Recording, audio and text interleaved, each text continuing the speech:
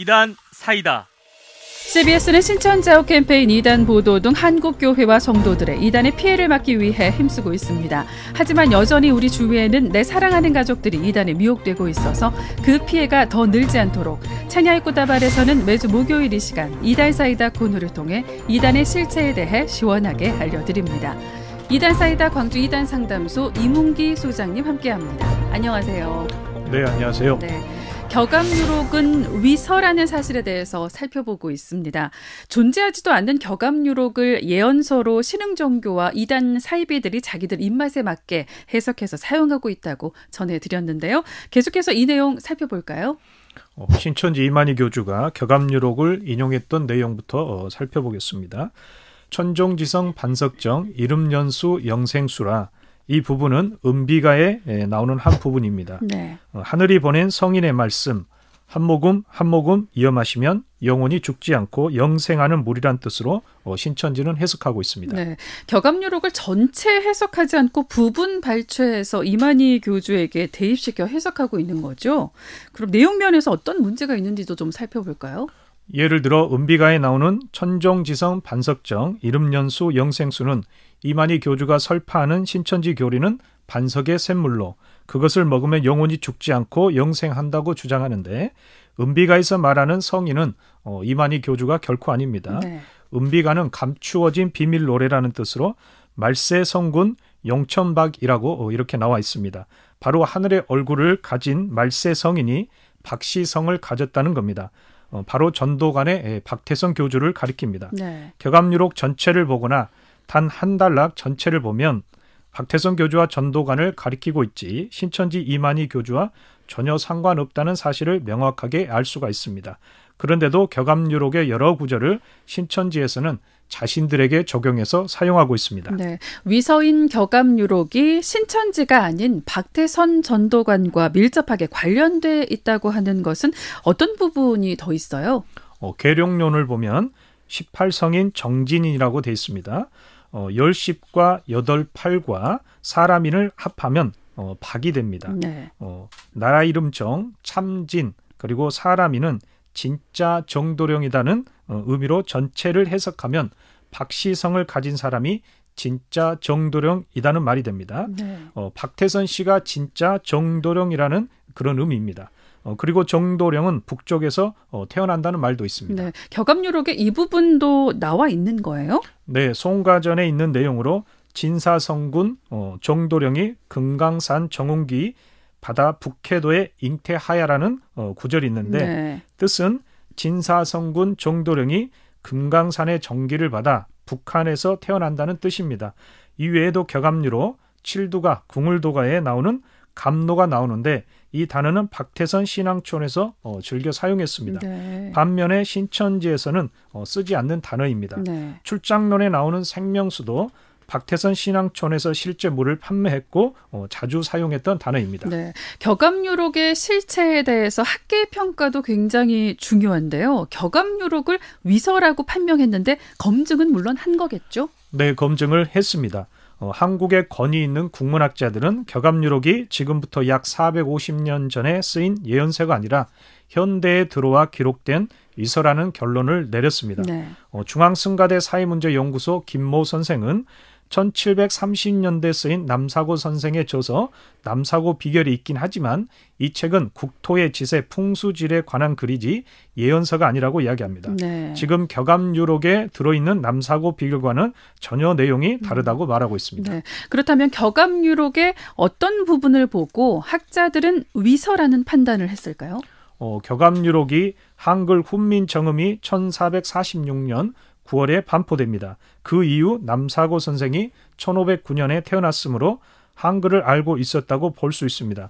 그래서 국민대학교 서지학 이모 명예교수는 격압유록은 15세기에서 17세기 표기법이 아닌 20세기 표기법을 따르고 있다라는 결론을 내렸습니다. 네. 예를 들어 쌍시옷이 나오는데 이 쌍시옷은 현대 표기법으로 450년 전에 쓰여졌다고 볼 수 없고 1933년 이후에 쓰인 것이라고 의견을 밝혔습니다. 네. 현대 표기법을 따라 필사를 해도 450년 전의 표기법이 몇 단어라도 보여야 하는데 네. 그런 것이 전혀 보이지 않는다고 이야기를 했습니다.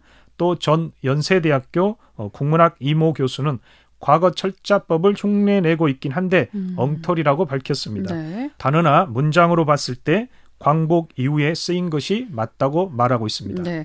격압유록의 엉터리라고 처음 폭로한 사람이 김하원 씨인데요. 가짜의 이유로 이분은 어떤 것들을 제시하고 있어요? 자신의 저서 49쪽에서 격압유록의 가불가 후반부에 보면 철학과 과학이라는 단어가 나오는데 철학은 19세기 말 약 1870년대에 일본이 서양의 문화를 받아들이면서 필로조피를 번역한 신조어로 남사고 선생이 살았던 16세기에는 없는 단어라고 비판을 하고 있습니다. 네.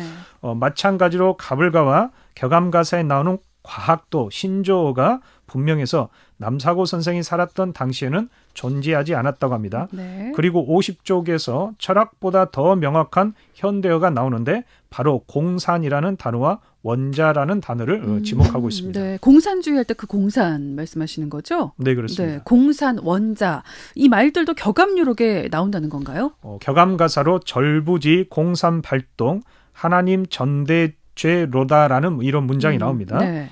뜻은 철부지 공산당의 발동, 하나님 앞에 큰 죄라는 의미입니다. 여기서 공산주의를 뜻하는 공산이라는 단어는 450년 전에 존재하지 않았던 단어입니다. 네. 왜냐하면 공산주의 주창자인 독일의 철학자 칼 마르크스가 1818년 5월 5일에 출생합니다. 19세기 초입니다. 그러므로 공산주의를 뜻하는 단어 공산, 이 단어는 개화기 이후에 일본에서 우리나라로 들어온 단어라고 볼 수 있습니다. 네. 그리고 원자는 궁울도가에 나오는 원자 불여 해인이라는 문장에서 나옵니다. 말세의 마귀를 없애고 믿는 자들을 영생불사하도록 하는 해인이 원자 폭탄보다 낫다는 뜻입니다. 네. 여기서 원자 폭탄을 뜻하는 원자도 19세기 초에 등장하는 단어로 보여지며 일본식 한자입니다. 네. 저 개인적인 견해로는 격암가사에 나오는 이남 이북도 문제가 있다고 보여집니다. 6.25 전쟁이나 38선과 연결된 표현으로 보이기 때문에 450년 전에 쓰인 단어라고 보기는 어려울 것 같습니다. 그리고 격압유록의 성경에 대한 언급도 있는데 한문 성경을 그대로 베껴 사용하고 있습니다. 네. 한문 성경을 그대로 사용하고 있다. 어떤 의미인가요? 김하원 씨는 자신의 저서 55에서 59쪽을 보면 홍콩 성서공에서 발행한 성경을 자신이 직접 보니 네. 이사야서는 이세야서로 로마서는 라마서로 고린도전서는 가림다전서로 사용하고 있는데 격압유록을 보면 홍콩 성서공회의 성경과 동일한 단어들이 등장하고 있다는 겁니다. 예를 들어 이사야서 35장을 새 35로 사용하고 있고 네. 로마서 2장을 라마다니로 고린도전서는 가림다전서의 준말인 가전으로 사용을 하고 있습니다. 네. 한문 성경은 1810년에 마태복음과 사도행전이 번역됐고 중국에서 신약성경 전편이 번역된 것이 1814년입니다. 그런데 남사고 선생은 1509년 조선 중종 때 태어나 조선 선조 4년인 1571년까지 살았습니다. 이 말은 남사고 선생 별세 이후에 한문 성경이 번역되었다는 의미이므로 네. 격압유록이 남사고 선생이 쓴 저서라는 주장은 가짜이며 현대에 들어와 만들어진 책이라는 주장이 설득력이 더 있습니다. 네. 격압유록이 450년 전에 쓰여졌다고 한다면 19세기나 일본식 낱말 표현들이 나오고 남사고 선생 사후에 한문 성경이 번역이 됐는데 격압유록에 한문 성경이 등장한다는 건 분명 문제가 있어 보입니다. 격압유록이 유명해진 이유가 현대사를 예언했다는 건데요. 이 부분도 좀 살펴보죠. 어떤 내용이 나오나요? 김하운 씨는 자신의 책 28쪽에서 세론시에 물려서 조욕임 비운 애국이라는 이런 문장이 나오는데 뜻은 서씨, 조씨, 여씨, 김씨를 염려하지 마라. 그들은 애국할 운이 아니다.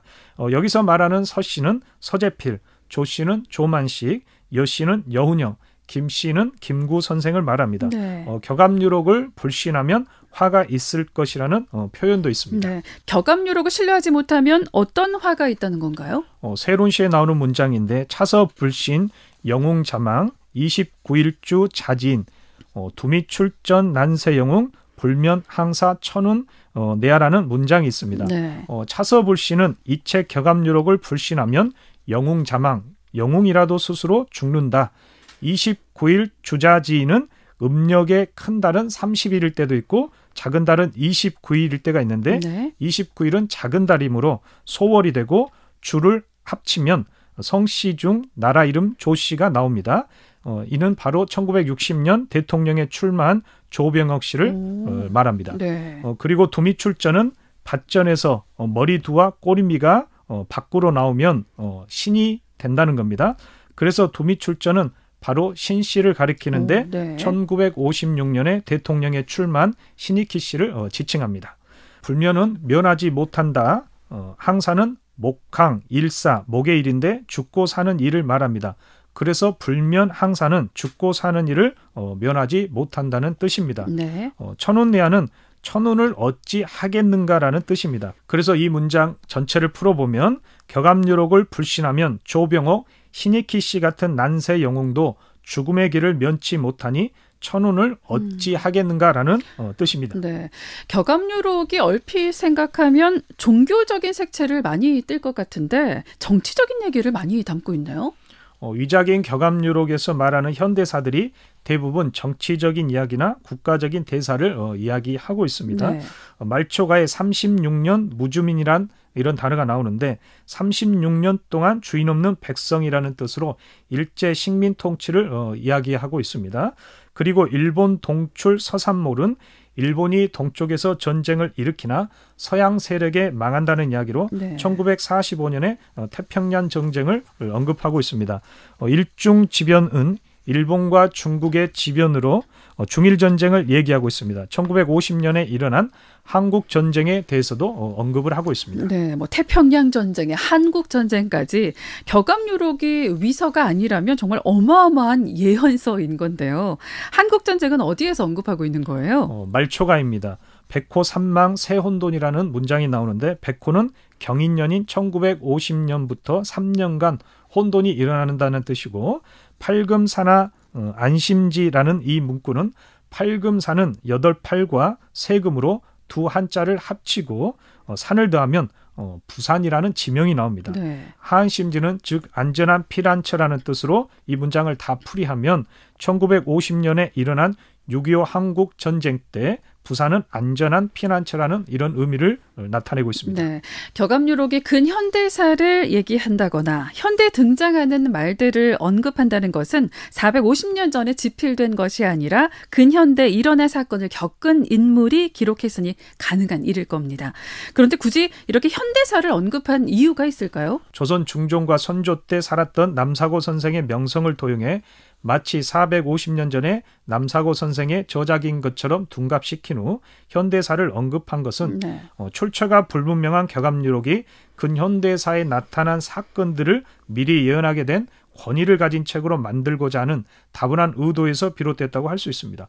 그리고 권위 있는 이 격압유록을 보니 말세의 성인이 나타난다고 돼 있고 지명도 구체적으로 나와 있다는 말을 통해 현재 불어닥친 어떤 난감한 상황을 해결하고자 했던 것으로 보입니다. 네, 지금까지 살펴봤듯이 격압유록은 조선 중종부터 선조 때까지 생존했던 남사고 선생의 저서가 아닌 현대에 와서 만들어진 위서라는 사실을 확인했습니다.